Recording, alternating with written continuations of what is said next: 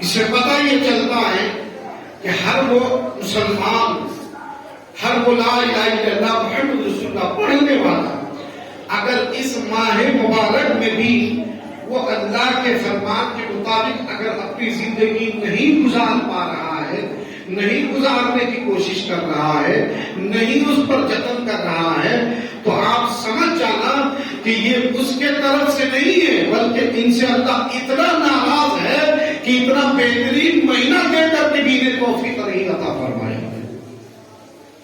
بڑی عجیب بات ہے، انسان اگر اس پر پوری زندگی روئے تو کم ہے، انسان اگر اس پر پوری زندگی آنسو بہائے تو کم ہے، اسی لیے کہ جس سے خدا توفیق چھین لیتا ہے پھر اس کے پاس اپنی جان اور اپنی زمین کے سوا کچھ نہیں بچتا۔ کیوں؟ اس لیے کہ خدا جس سے توفیق چھین لیتا ہے اسے روئے زمین میں ذلت کے سوا کچھ میسر نہیں آتا، اور جب وہ قبر میں جاتا ہے عذاب کے سوا اسے کچھ نظر نہیں آتا، اور جب وہ حشر میں جائے گا تو اللہ تبارک و تعالیٰ کی ناراضگی کے سوا اسے کچھ آنے والا نہیں ہے۔ تو اس سے پتہ یہ چلتا ہے کہ اگر اللہ نے اس ماہ مبارک کو آپ کو دیا ہے، اس پر عبادت کی توفیق دی ہے، اس پر روزہ کی توفیق دی ہے، اس پر تراویح کی توفیق دی ہے، اس پر قرآن کی سماعت کی توفیق دی ہے، تو پھر دل میں یہ تہیا کر لو، یہ ٹھان لو کہ تمہارا رب اسی مہینے تمہارے گناہوں کو معاف کرنا چاہتا ہے، ورنہ پھر یہ میسر نہیں ہوتا، ورنہ پھر یہ توفیق نہیں ملتی۔ اور مسلمان کہیں ذہنی اعتبار سے اس روزے کو، اس رمضان کو بوجھ نہ سمجھے، کیونکہ ہم لوگ تو ہر وہ اسلامی احکام کو باہر سمجھتے ہیں نا، بہت سمجھتے ہیں۔ آپ دیکھ لیجیے دنیا میں کوئی بھی قوانین ہو، دستور ہو، اس کے فالوور فوراً بن جاتے ہیں، اور کبھی اگر ذرا سی مسٹیک ہو گئی، کبھی اگر ذرا سی ہم سے غلطی ہو گئی تو اس کے لیے ہم جرمانہ بھرنے کے لیے تیار ہوتے ہیں۔ کہیں جرمانہ بھرنے کی اگر باری نہ آئے تو کم سے کم جو رشوت خور افسر ہوتے ہیں انہیں رشوت دے کر کے اپنا کام نکال لیتے ہیں۔ کبھی اس پر ہمیں شکوہ نہیں ہوتی، مگر جب اسلامی قوانین ہمارے لیے نافذ کیے جاتے ہیں، اسلامی دستور اور اصول ہمارے لیے نافذ کیے جاتے ہیں، تو ہمیں باہر رکھتی ہے، ہم بول محسوس کرتے ہیں۔ بہت سارے لوگ رمضان جو سچے مسلمان ہیں وہ تو مسکرا رہا ہے، رمضان آ رہا ہے، مغفرت کا سامان آ رہا ہے، رحمان کے طرف سے انعام کا مہینہ آ رہا ہے، جہنم سے آزادی کا پروانہ ملے گا وہ مہینہ آ رہا ہے، رحمتیں لوٹنے کا لمحہ لمحہ گھڑی گھڑی اللہ توفیق دے گا وہ مہینہ آ رہا ہے۔ مگر کچھ لوگ رمضان سے بری جان پھر آ گئے، پھر تراویح، پھر روزے، پھر وہی گہنا دینی، اور پریشان ہونے والوں میں اغیار نہیں ہے، کفار نہیں، کفار کو روزہ رکھتا نہیں، وہ کیوں پریشان؟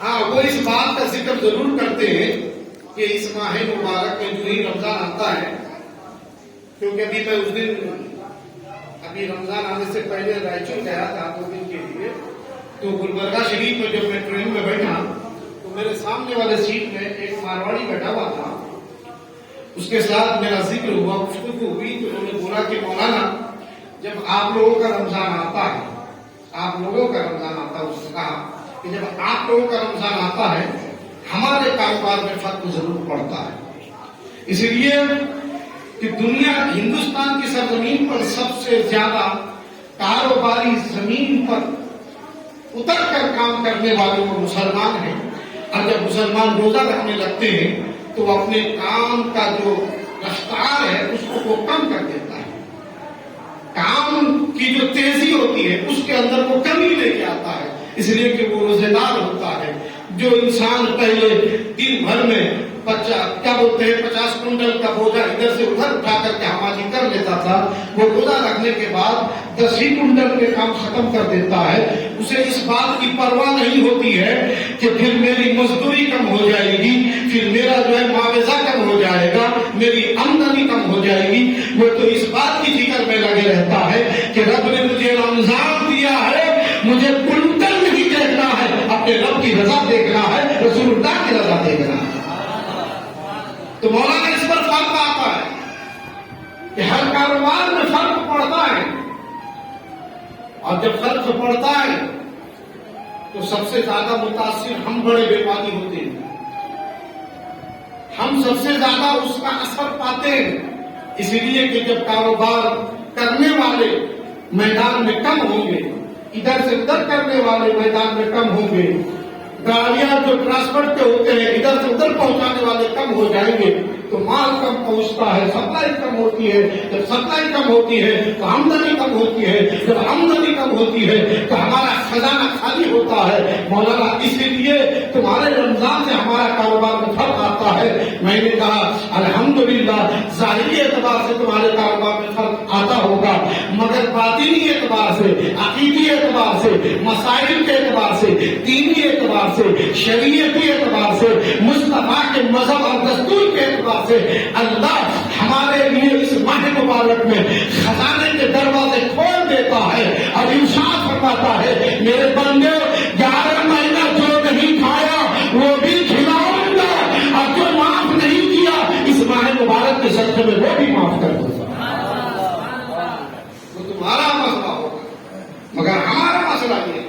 اس نے کہا مولانا یہ بات تو ہے کہ دیگر کاروباروں میں اضافہ ہوتا ہے، جیسے کھانے پینے کی چیزیں بازار میں بہت زیادہ بکنے لگتی ہیں، اچانک کپڑوں کے کاروبار میں اضافہ ہو جاتا ہے، اچانک عطر فروشوں کے کاروبار میں اضافہ ہو جاتا ہے، اچانک سرما بیچنے والوں کے کاروبار میں اضافہ ہو جاتا ہے، اچانک جوتے چپل والوں کے کاروبار میں اضافہ ہو جاتا ہے، اچانک ٹوپی بیچنے والوں کے کاروبار میں اضافہ ہو جاتا ہے۔ کچھ کاروباری ہیں جن کے کاروبار میں اضافہ ہوتا ہے، میں نے کہا جانتے ہیں یہ سب چھوٹے کاروباری ہوتے ہیں جو یہ چھوٹے چھوٹے تجارتیں کرتے ہیں، اور اللہ پاک اس مہینے میں اس کاروبار والوں کے لیے ایسا دروازہ کھولتا ہے کہ قسم خدا کی جو 11 مہینہ سر پہ ٹوپی نہیں لگاتا وہ بھی لگاتا ہوا نظر آتا ہے، جو 11 مہینہ سرما نہیں لگایا وہ بھی لگاتا نظر آتا ہے، جو 11 مہینہ عطر نہیں لگایا وہ بھی لگاتا نظر آتا ہے۔ 11 مہینے تک امیروں تم لوٹتے رہو اور رمضان میں میرے غریب بندے تم لوٹتے رہو۔ ایسا رحمتوں عظمتوں والا ماہ مبارک اللہ پاک نے عطا فرمایا۔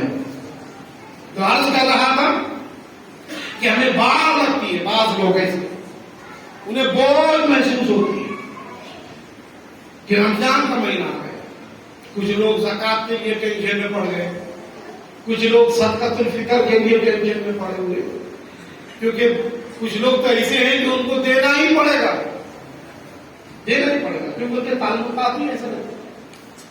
اب جیسے میں میری بات کر رہا ہوں، میں اگر کسی آدمی کا ہاتھ اچانک پکڑ لوں کیا وہ منع کر دیتا؟ کر ہی نہیں سکتا۔ بہت سارے لوگ بچنے کی کوشش کرتے ہیں ذرا مولانا کے سامنے نہیں آنا اس مہینے میں، کیونکہ رمضان کا مہینہ ہے۔ ابھی قادریہ نوریہ کے نصیب لے کے مولانا سامنے کھڑے ہو جائیں تو کیا کریں؟ بھائی دیکھیے زندگی کا بھی ایک دستور ہے اور اللہ کے دربار کا بھی ایک دستور ہے۔ آپ جتنا خزانہ خالی کرو گے تو پھر اس کو بھرا جا سکتا ہے نا؟ ہم روزانہ وضو میں ٹانکی خالی کرتے ہیں تبھی پانی اس کو بھرا جاتا ہے۔ اگر وضو کی ٹانکی خالی نہیں ہوگی تو وہیں پہ وہ جم جائے گا، پانی جم جائے گا تو میلا بھی ہو جائے گا، کیڑے بھی پڑ جائیں گے اور استعمال کے قابل بھی نہیں رہے گا۔ مگر جب روزانہ وضو کا پانی نکلتا ہے، لوگ وضو کرتے ہیں، پانی چینج ہوتا ہے، جتنا خالی ہوتا ہے اتنا وہ بھرا جاتا ہے. بلا تشبیہ بتانا چاہتا ہوں، آپ اس سوچ و فکر میں مت ڈوبو کہ دیں گے تو کہاں سے دیں گے. اللہ نے جو دیا ہے اسی میں سے دینے کا ارادہ کرو. یقین جانو تم خالی کرتے جاؤ گے، تمہارا پروردگار اسے بھرتا ہوا چلا جائے گا. تم یہ مت سوچ رہا کہ خالی ہو جائے. مصطفیٰ جان رحمت نے تو قسم کھا کے جب نبی نے قسم لی ہو، یوں تو نبی کو قسم لینے کی ضرورت ہی نہیں ہے. نبی اگر بنا قسم کے بھی کوئی بات کہہ دے تو امت کے لیے وہ ضروری ہے. اس کے باوجود نبی قسم لے گی، کیونکہ ہمارے نبی کو علم تھا کہ آنے والا جو دور ہوگا نا، آنے والا جو زمانہ ہوگا نا، یہ بڑا کنفیوز کا دور ہوگا. ذہنی اعتبار سے مسلمان کنفیوز ہو جائیں گے. بعض چیزوں کی بینیفٹ جب ان کو ٹائم ٹو ٹائم ملنے لگے گی تو پھر وہ یہ جو بینیفٹ بتائی جائے گی ان کو، جنت ملے گی، قبر میں ملے گا، ایسا ملے گا، ویسا ملے گا، تو وہ تھوڑا شک و شبہ میں پڑ جائے. اسی لیے نبی نے قسم یاد فرمایا، محمد قسم لیتا ہے، محمد قسم اٹھاتا ہے کہ جو خدا کے راستے میں دیتا ہے اس کا خزانہ کبھی کم نہیں ہوتا ہے. آپ اندازہ قسم لیا مصطفیٰ نے کس کے لیے؟ کہ جو اللہ کے راہ میں صدقہ کرتا ہے، خیرات کرتا ہے، یا جو ضروریات دین پر جو اس پر مال عائد ہوتا ہے وہ خرچ کرتا ہے، اس کا خزانہ کبھی کم نہیں ہوتا. قسم لے کے مصطفیٰ نے کہا.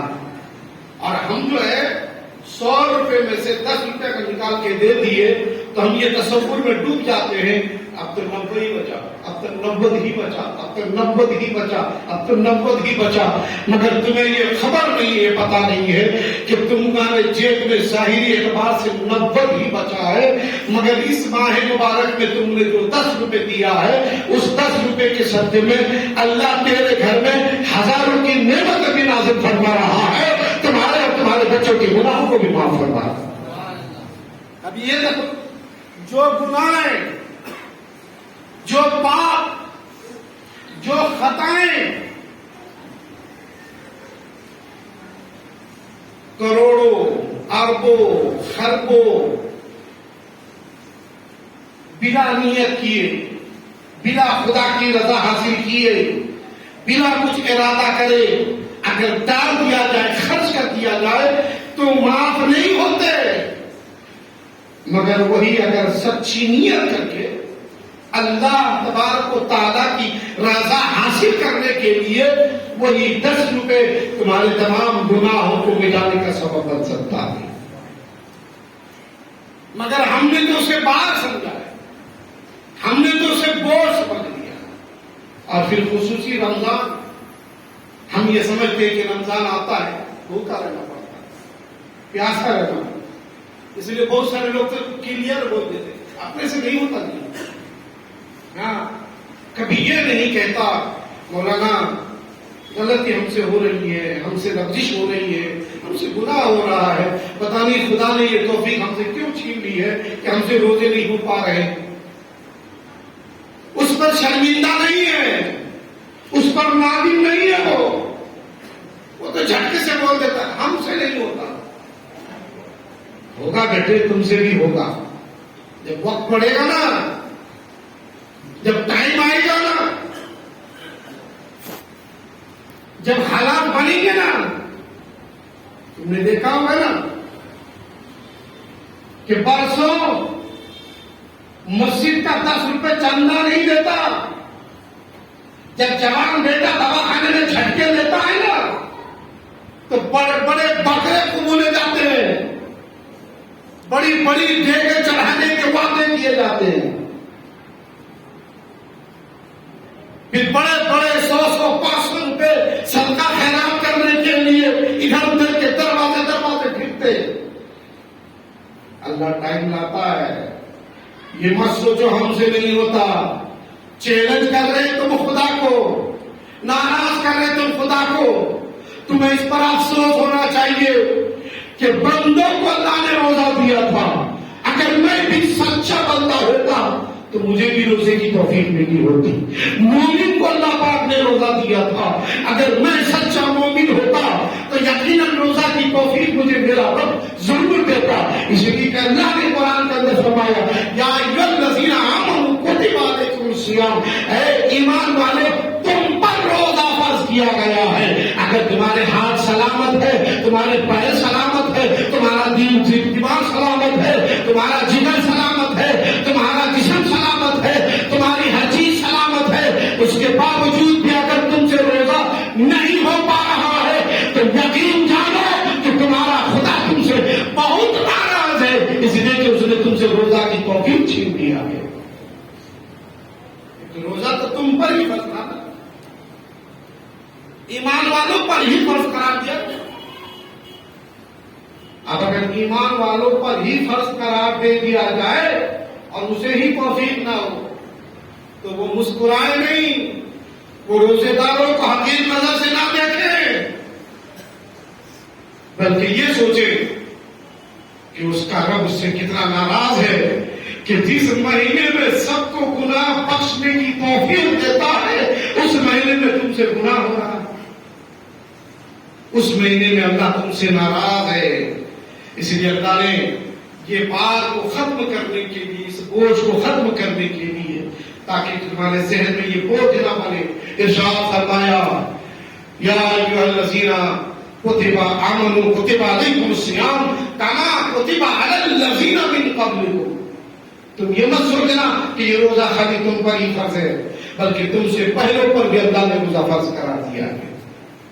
یہ اور بات ہے کہ ان کے ٹائم الگ تھے، یہ اور بات ہے کہ ان کے انجام الگ تھے، یہ اور بات ہے کہ ان کے دن الگ تھے، مگر اللہ نے تم سے جتنا پیار کیا، ارے تم کو پتا ہے کہ آپ اپنی اولاد، اپنے بھائی، اپنے سگے، اپنے رشتے دار، آپ جس سے جتنا پیار کرتے ہو نا اس کے لیے اتنی بڑی جھولی بھرتے ہو، اس کے لیے اتنی بڑی مٹھی اٹھاتے ہو. میں آپ کو دیگر علاقے میں نہ لے جا کر صرف آپ کو آپ کے گھر کے، معاشرے کے، محلے کے ماحول بتا دوں. اللہ اکبر، ایک آدمی مسجد کے دروازے پہ کھڑے ہو کے بندی کی تھیلیاں بانٹ رہا ہے، آ رہا ہے، آنے والا ایک ایک تھیلی لے کے جا رہا ہے، مگر جو بانٹ رہا ہے اس کا اچانک کوئی قریبی آ گیا تو اب ایک تھیلی کے بجائے اس نے اچانک دو تھیلی اس کے اٹھا کے ہاتھ میں دے دیا. کیوں؟ اس لیے کہ بڑی پکی دوستی ہے، بڑے پکے تعلقات ہے، بڑی پکی رشتے داری ہے،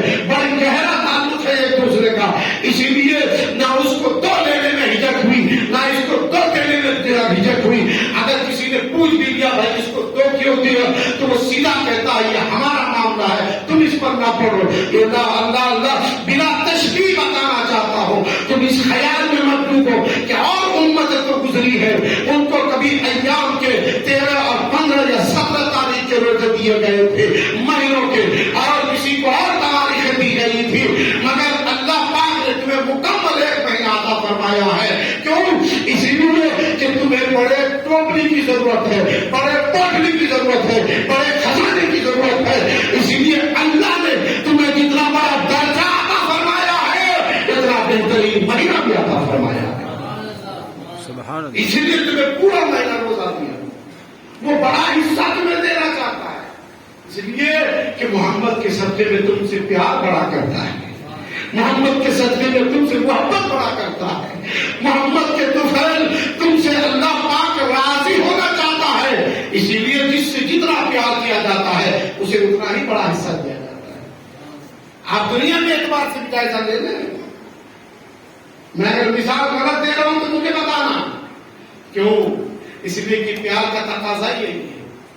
ہاں، اگر دینے والا سامنے والا نہیں دیا نا تو بعد میں فون پہ بولتا ارے تم نے تو ہم پر ذرا سا بھی دھیان نہیں دیا بھائی.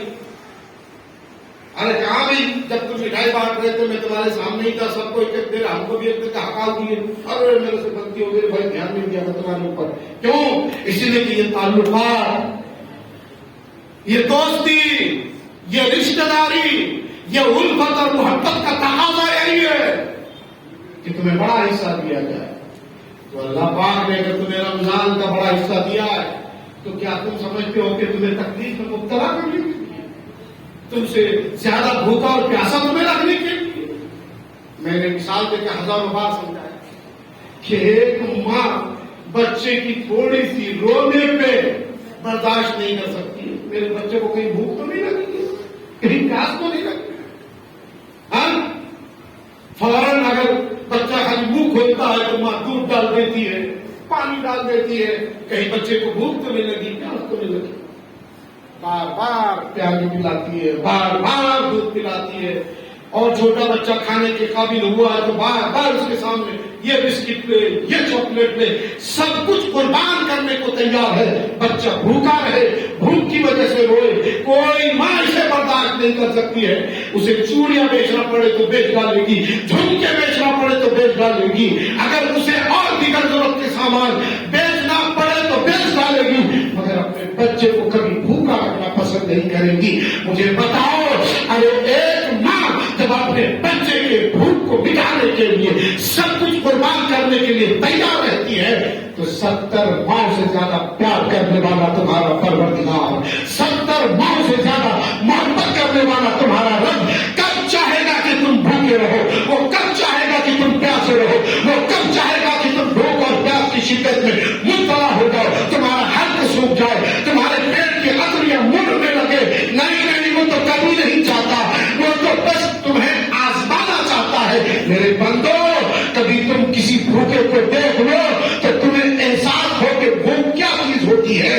تم بھی بھوکے رہ کر کے اس کو محسوس کرو تاکہ کوئی بھوکا ہے تو تم اس کے مذاق اڑانے کے بجائے ان کی خدمت کے لیے تیار رہنا. تمہارے دربار میں کوئی آ کے کہے مجھے پانی پلاؤ میں پیاسا ہو تو تمہیں محسوس ہو کہ پیاس کیا چیز ہوتی ہے. اسی لیے تم رمضان کے اللہ کے فرمان کے مطابق روزے رکھ کر کے جب پیاس کی شدت کو محسوس کرو گے اور تمہیں خبر ہوگی کہ پیاس کس کو کہتے ہیں کہ جب ایک دن پیاسا رہا جاتا ہے تو پھر شام میں شربت اور ٹھنڈے پانی کی بوتلیں اپنے اطراف میں ہی رکھنا پسند کرتے ہیں تاکہ کسی پیاسے کی پیاس کو محسوس کر کے فوراً اس کی خدمت کا جذبہ تمہارے سینے میں جنم لے. اسی لیے اے میرے بندے، اسی لیے تمہیں میں نے بھوکا رکھا ہے، اسی لیے میں نے تمہیں پیاسا رکھا ہے. اور تم اس خیال میں مت ڈوبنا کہ یہ تمہارا بھوکا رہنا، یہ تمہارا پیاسا رہنا صرف ایک ظاہری عمل ہے. نہیں، بھوکے تم رہو گے، پیاسے تم رہو گے. مغفرت کا پروانہ میں عطا کروں گا، رحمتیں میں نازل کروں گا، گناہ میں مٹاؤں گا. اور جب قیامت میں آؤ گے تو سب بھوکے رہیں گے، تمہیں کھانے کی توفیق میں عطا کروں گا. آپ کیا سمجھتے ہیں کہ اللہ پاک نے یوں ہی ہم پر روزہ فرض قرار دے دیا؟ نہیں، ہرگز نہیں. وہ تو روزہ ہمارے لیے، ورنہ اللہ کو روزہ سے کیا فائدہ ہے؟ کچھ فائدہ ہے؟ کچھ فائدہ ہے اللہ کو روزے سے؟ اللہ کو تو کوئی فائدہ نہیں ہے. اس نے تو ہم ہی کے فائدے کے لیے. آج دنیا اس بات پہ ریسرچ کر رہی ہے کہ اسلام نے جو روزہ دیا ہے مسلمان بھوکے رہتے، پیاسے رہتے ہیں، اس سے کیا فائدہ ہوتا ہے. اب دیکھو، دنیا کے سائنسدانوں نے اس کے اوپر ریسرچ کیا ہے. اس نے لکھا ہے کہ جو پورے 1 مہینے کا روزہ رکھ لیتا ہے قدرت کے طرف سے اس کی کئی بیماریاں اللہ دفع فرما دیتا ہے. کئی بیماریاں ہے نا، اس میں کئی لوگوں نے کئی طرح کی ریسرچ کی، کئی بیماریوں کے تعلق سے آئے، ایک نہیں کئی بیماری ہے نا. روزہ سے کبھی کوئی بیمار ہو ہی نہیں سکتا، یہ مصطفیٰ کا وعدہ ہے. اور اللہ کوئی ایسا عمل اپنے بندوں کو دیتا ہی نہیں ہے جس کی وجہ سے انہیں کسی طرح کی کوئی تکلیف ہو. لا یکلف اللہ نفسا الا وسعها. اللہ فرماتا ہے میں اپنے بندوں پر اس کی وسعت سے زیادہ بوجھ ڈالتا ہی نہیں. ہم ہیں کبھی غصے میں کچھ ڈال دیں گے، تیرے کو اٹھانا ہی پڑے گا 50 کلو کا تھیلا، طاقت نہیں تب بھی اٹھانا پڑے گا، دادا گیری ہے. مگر وہ ساری کائنات کا مالک ہو کے فرماتا میں اپنے بندوں پر اس کی وسعت سے زیادہ بوجھ نہیں دیتا. روزہ کبھی اللہ کے بندوں کے لیے بوجھ ہو سکتا ہے؟ جو ہمارے ہی فائدے کے لیے اللہ نے دیا ہے، ہمارے ہی، کسی اور کا فائدہ نہیں.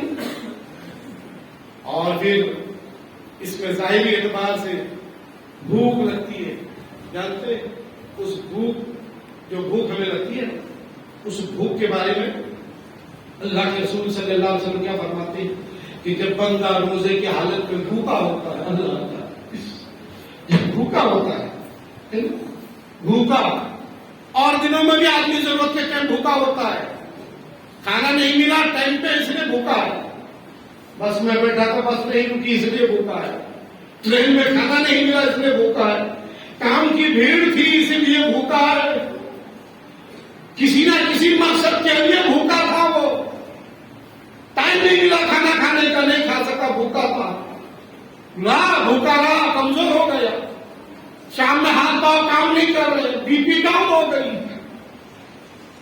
مگر اس ماہ مبارک میں جو بھوکا رہے گا وہ نہ کسی کام کی وجہ سے، نہ کسی ٹرین کی وجہ سے، نہ بس کی وجہ سے، نہ کسی سفر کی وجہ سے، نہ کسی ادھر ادھر کی وجہ سے، وہ صرف اللہ کی رضا کے خاطر بھوکا ہے، اس لیے کہ اللہ نے کہا ہے کہ آج تمہیں دن بھر بھوکا رہنا ہے، بندہ تیار ہو گیا ہے، پیاسا رہنا ہے، بندہ تیار ہو گیا ہے، جیما کے سے دور رہنا ہے، بندہ تیار ہو گیا ہے، اللہ اکبر۔ ہمارے اور آپ کے نبی ارشاد فرماتے ہیں کہ جو رمضان کی بھوک کو برداشت کرتا ہے اللہ اس کو فرائض کے ثواب تو اس کے بڑھائی دیتا ہے، نوافل کے ثواب تو بڑھائی دیتا ہے، اس کی روزی میں اضافہ تو کر ہی دیتا ہے، اس کے گناہوں کو مٹانے کا سبب بنا ہی دیتا ہے، مگر سنو سنو نبی فرماتے ہیں کہ اللہ اس بھوکے شخص کے ہر سانس کے بدلے میں نہیں کیا فرماتا ہے۔ کبھی آپ نے غور کیا دن بھر میں کتنی سانسیں دیتا ہے انسان؟ ہر سانس کے بدلے میں۔ آپ اتنی دیر بیٹھے ہیں تو مسجد میں، اللہ اللہ، دن جمعہ کا واہ واہ، نماز کے انتظار میں واہ واہ، حدیث رسول کی سماعت کرتے ہوئے اللہ کے گھر میں بیٹھ کر رمضان کی فضیلتیں لوٹ رہے ہیں، اس پر اگر حالت روزہ ہو، بھوک کی شدت ہو، پیاس، گرمی کے موسم میں پیاس کی شدت ہو، اور مسجد میں بیٹھ کر جو سانسیں لے رہے ہو، قسم خدا کی تمہاری سانسوں پہ تو ہزاروں سانسیں قربان کی جا سکتی ہے، اس لیے کہ تم نے سانسیں دنیا دار کے لیے نہیں اپنے پروردگار کے لیے۔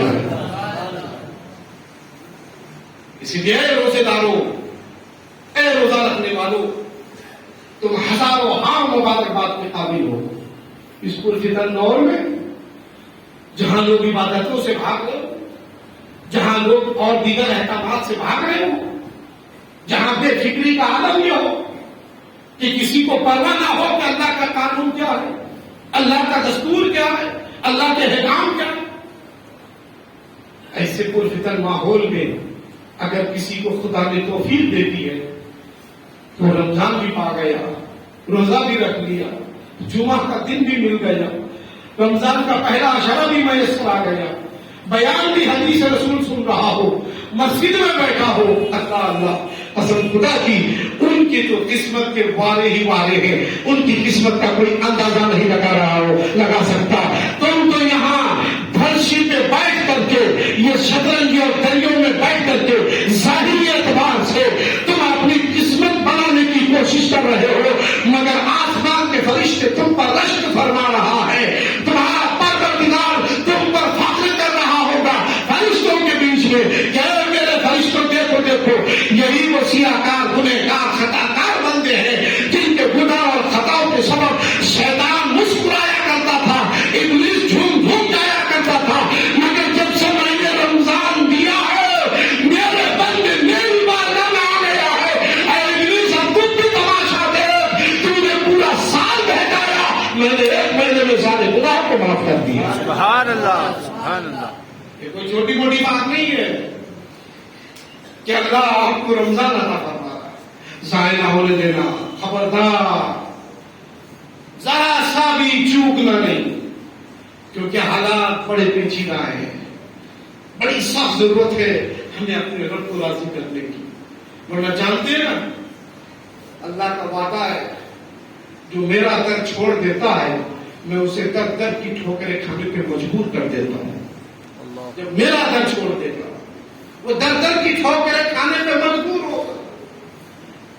آج موجودہ حالات نیٹ پہ دیکھ رہے, ٹی ویوں میں دیکھ رہے, سماچار میں دیکھ رہے. پہلے کچھ دن پہلے کچھ پلاننگ ہوتی تھی تو خفیہ ہوتی تھی تمہارے خلاف. آج تو کھلم کھلا پلاننگ ہو رہی ہے, کھلم کھلا, کوئی روکنے والا نہیں, کوئی روکنے والا نہیں. وہ جانتے ہیں کہ اس قوم کے اندر کوئی قوت بازو والا باقی نہیں رہا, اس قوم کے اندر کوئی حوصلہ ایمان رکھنے والا باقی نہیں رہا. اس قوم کے اندر مصطفیٰ جان رحمت کی شریعت اور قرآن کی عظمت پر گردن کٹانے والا کوئی باقی نہیں رہا. یہ تو اپنی دکان بچا لیں گے, یا اپنا مکان بچا لیں گے, یا اپنا گھر کاروبار بچانے کی پوری کوشش کریں گے, مگر انہیں کبھی فکر نہیں ہوگی کہ ہمیں عظمت قرآن بھی بچانا ہے. انہیں کبھی فکر نہیں ہوگی کہ ہمیں مصطفیٰ جان رحمت صلی اللہ تعالی علیہ وسلم کے ہونے والے حملے, سرکار کی ذات پر ہونے والے حملے کا برجستہ جواب بھی دینا. اس قوم کو کبھی فکر نہیں ہوگی. اس قوم کا ٹیمپریچر ایسے ہی ناپا جاتا ہے. آج جگہ جگہ آپ کو پتا ہے جمعہ کے دن مسجدوں کے دروازے پہ کھڑے ہو کے مسلمانوں کے خلاف نعرے لگائے جاتے ہیں. مسجدوں کے دروازے پہ کھڑے ہو کے.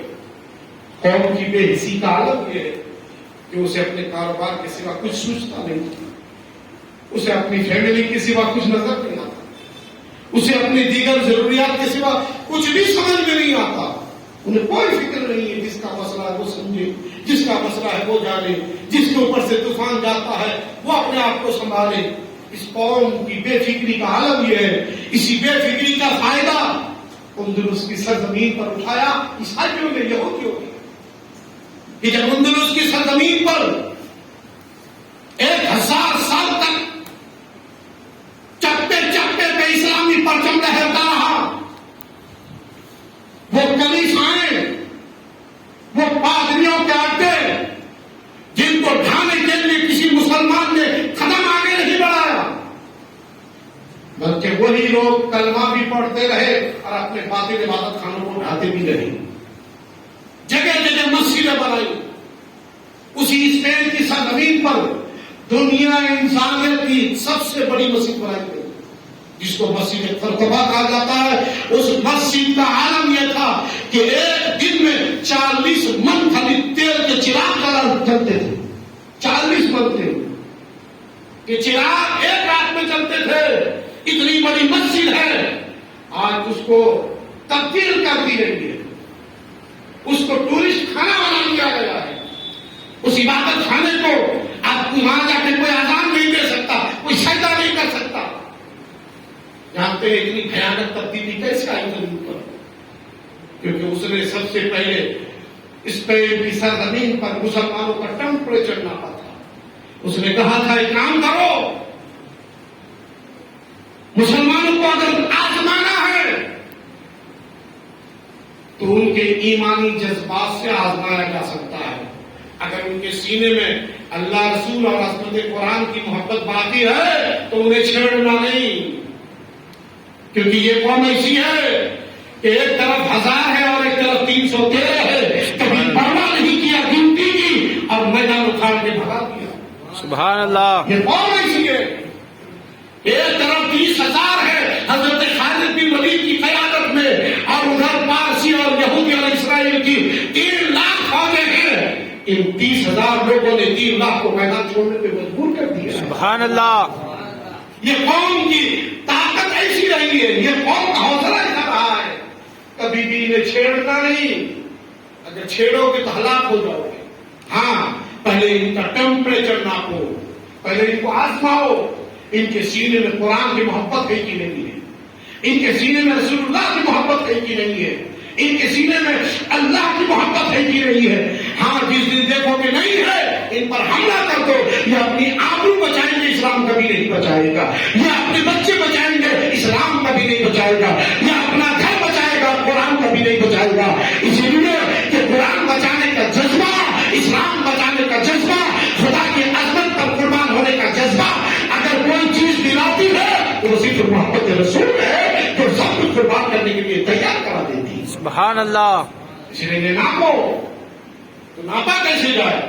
क्या स्पेन के बाजारों में कुछ पागल छोड़ दो, अच्छे आदमी को पागल बना के छोड़ो, अच्छे आदमी को फटे पुराने कपड़े बड़े बड़े पाल लेकर के स्पेन की सरजमीन पर छोड़ दिया गया. इनका काम क्या था? इनका काम था खुदा की तौहीन करना. अगर खुदा की तौहीन करने की बुनियाद पर मुसलमान इन पर हमला करे, इन्हें खत्म कर दे, तो समझ जाना भी मुसलमान के सीने में ईमान बाकी है. इनका काम यह था कि रसूलुल्लाह की तौहीन कराओ बाजार में. अगर रसूलुल्लाह की तौहीन करने पर मुसलमान चढ़ बैठे और इन्हें कत्ल कर दे, तो समझ जाना कि अभी मुसलमानों के सीने में ईमान बाकी है. इनके सामने कुरान की खिलाफ वर्जी करो, कुरान के खिलाफ बात करो. अगर मुसलमान हमलावर हो जाए तो समझ जाना कि इसके सीने में ईमान बाकी है. फिर इन पर हमला करने की कोशिश नहीं करना.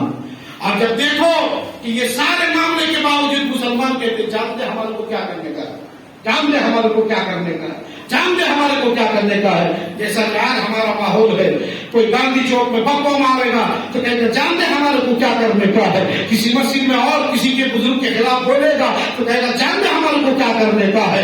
नबी की अजमत पर माशाअल्लाह तरह तरह की कुत्तों की तरफ भोंकेगा, मुसलमान कहेगा जानते हमारे को क्या करना है. तो सुनो, जब उसने भी कहा था जानते हमारे को क्या करना है, तो ईसाइयों ने टेम्परेचर नाप लिया और कहा सुनो, जो कौम अपने नबी के अजमत के खातिर जानते जानते कह सकती है, वो कौम कहीं खड़े होने के काबिल नहीं हो सकती है. इसलिए इन पर हमला करो और पूरा स्पेन कब्जा कर लो. और मुसलमानों पर हमला हुआ और मुसलमान स्पेन खाली करने के लिए मजबूर हो गए. आज जो हम जानते जानते कर रहे हैं ना, उसका नतीजा यह है कि जब हमने जानते जानते को इस्तेमाल करना शुरू किया है, सबको हमने जानते कहा है. कोई कुरान के खिलाफ भप्पा मारा, जान दे. कोई नबी के खिलाफ भप्पा मारा, जान दे. कोई मस्जिद के खिलाफ भप्पा मारा, जान दे. कोई मुसलमानों को माज़ाल्लाह सुअर टुक्कर कह रहा, जान दे. कोई मुसलमानों की अजमत के खिलाफ भप्पा कर रहा, जान दे. कोई मुसलमानों के पर्दे के खिलाफ भप्पा मारा, जान दे. जब इस तरह हम जानते जानते करते रहे ना, नौबत यहां तक आई है कि अब हमें अपना पहले तो ईमान बचाने की बात आ रही थी, शरीयत बचाने की बात आ रही थी, कुरान बचाने की बात आ रही थी, मस्जिदें बचाने की बात आ रही थी. अब धीरे धीरे ये माहौल बनेगा कि तुम्हें अपना घर बचाना मुश्किल पड़ जाएगा, अपने बच्चे बचाने मुश्किल पड़ जाएंगे. इसलिए जानते जानते की बोली छोड़ो. आज ही इस माह मुबारक में आकर खुदा की बारगाह में ये इल्तिजा पेश कर दो, मौला खताएं बहुत हो गई है, गुनाहें बहुत हो गए हैं, और परवरदिगारा हमने नादानी में या शैतान के बहकावे में आकर के बहुत बुरे बुरे काम किए हैं. मगर मौला सच्चे दिल से हम तेरी बारगाह में इस माह मुबारक के सदके तौबा करते हैं. हमारी तौबा कबूल फरमा और मुसलमानों की वही आमिरों ने तौबा अता फरमा जो खालिद बिन वलीद के दौर में अता फरमाया था, जो अबू बकर सिद्दीक के दौर में अता फरमाया था, जो हज़रत उमर फारूक के दौर में अता फरमाया था, जो मोहम्मद बिन कासिम के दौर में अता की गई थी, जो दीगर अकाबरीन और मुजाहिदीन के जमाने में तुमने वक़ार मुसलमानों को अता फरमाया था. तुझे बाबा ताजुद्दीन का वास्ता, तुझे बंदा नवाज का वास्ता, तुझे गरीब नवाज का वास्ता. हम इस काबिल नहीं है कि तेरी बारगाह में कुछ कह सके, मगर ये सब वो बंदे हैं जिससे तू प्यार करता है. ये रमजान है जिसे तू प्यार करता है, ये रोजे है जो तेरे अहकाम है. मौला इन सब के सदके में हमारा वक़ार हमें दे दे. कसम खुदा की, जिस दिन वक़ार तुम्हें मिल जाएगी तुम्हें सजदे की तौफीक भी अता फरमा देगा. बस बात इतनी सी है कि इस माह मुबारक को ज़ाहिर मत करो, बर्बाद मत होने दो. इसीलिए कि ये महीना अल्लाह ने तुमको तुम्हारे लिए अता फरमा दिया. वो अपने लिए कुछ नहीं रखता, इसलिए तुम्हें सब कुछ देना चाहता है. ले रहमत भी ले ले, बरकत भी ले ले, मग़फ़िरत भी ले ले, रोजी रोटी में इजाफा भी ले ले, सेहतयाबी भी ले ले, गुनाहों की मग़फ़िरत भी ले ले, और जो कुछ मेरा बंदा मांग तेरा परवरदिगार तुम्हें हर हाल में अता फरमाएगा. बस मांगने वाला बनो, रब को राजी करने वाला बनो. तुम एक कदम रब की रहमत की तरफ बढ़ाओ, अल्लाह की रहमत तुम्हारी तरफ 10 कदम आगे बढ़ के आने वाली है. اللہ پاک ہمیں آپ کو سب کو سچا پکا مسلمان بنائے. رمضان المبارک کے عظیم ساعتوں میں ہمیں زیادہ سے زیادہ عبادتیں کرنے کی توفیق عطا فرمائے. جن پر زکوٰۃ واجب ہے، فرض ہے، وہ اپنے زکوٰۃ کے مال ادا کرنے کے لیے ہمارے قادریہ نوریہ مدرسہ جو لڑکیوں کو چلتا ہے اس میں آپ حصہ لیں اور ثواب دارین حاصل کریں. اور جہاں بھی اپنے اہل سنت کے ادارے ہیں وہاں پہ آپ چندہ دیں، بد مذہبوں سے دور رہیں. سانپ کو دودھ نہ پلائیں. جانتے کہ سانپ کو جب دودھ پلاؤ گے تو کسی نہ کسی دن ڈسے گا ہی. آپ یاد رکھو، یقین رکھو، سانپ کو دودھ پلانے کا مطلب یہ ہے کہ کبھی گستاخ رسول کی مدد نہ کریں. جہاں نبی کی توہین ہوتی ہو، نبی کے سلام کو بدعت اور حرام کہا جاتا ہو، نبی کی بارگاہ میں یا نبی کہنے والوں کو مشرک اور شرک کہا جاتا ہو، اور پھر ہمارے بزرگوں کے آراز اور ان کی بارگاہ کو بت خانہ کہا جاتا ہو اور پڑھایا جاتا ہو، ایسے مدرسے میں چلنے مت دو. ورنہ یقین رکھو سانپ کو دودھ پلانے کے مترادف ہوگا کہ جس طرح سانپ کو دودھ پلانے والا ہمیشہ سانپ کے کاٹے سے ہی مارا جاتا ہے، اسی طرح سانپ کو دودھ پلاؤ گے، گستاخ رسول کی حمایت کرو گے تو قیامت میں کے میدان میں تم جتنے بھی عمل رکھے جاؤ تمہارا رسول پوچھے گا کہ تم نے پیسہ وہاں ڈالا تھا جہاں میری خلاف بغاوت ہو رہی تھی. کیا وہ دکھاؤ گے؟ میں یہ نہیں کہتا کہ تم میرے طرف سے تم کو میں فکس بتا دوں کہ فلانا جگہ دے تو چلتا نہیں. اہل سنت کا بھی ادارہ ہے وہاں دو.